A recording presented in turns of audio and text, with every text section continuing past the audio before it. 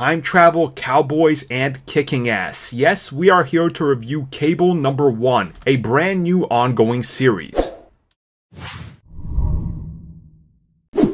As Cable #1 opens, we are transported back through time to Arizona in 1874, just a few decades before the end of the Old West. Inside of a local shifty establishment, we see a bunch of guys playing cards, and I can tell you right now from watching spaghetti westerns, things are about to turn ugly. And sure enough, they do, as Cable comes in busting through the door. As Cable is about to kick ass and take names, and trust me, he's gonna kick ass, we see that our local crooks were anticipating him as they have their own weapons.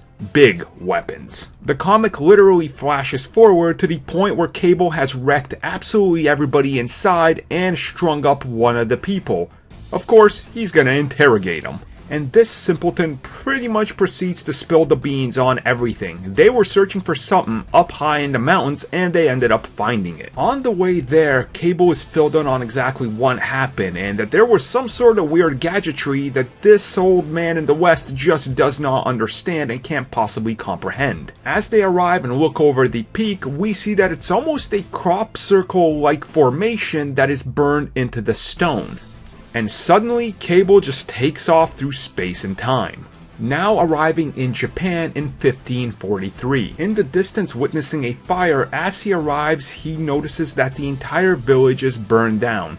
Dead men, women, and children, with only a few survivors, claiming that this was done by some sort of flaming demon. In the nearby woods, we see a pack of Ronin, who are pretty much deciding what they're going to do next and discussing exactly what's going on. But before this conversation can carry on any further than it needs to, Cable ends up busting in out of these woods, and a giant battle of big guns and knives versus flaming swords ensues. And we see that the battle is quickly not going in Cable's favor, as he's actually losing, ends up being shot, cut up by the swords, and he is left for dead. And that brings us to the end of the first issue. Now, as it stands right now, me not being the biggest fan of Cable out there, I actually did enjoy this issue. From the absolutely awesome art inside to the awesome time travel that gets me intrigued with what exactly is happening with these weird crop circles, I'm fully into this story. And seeing how it ends on a very cool cliffhanger has me interested even more.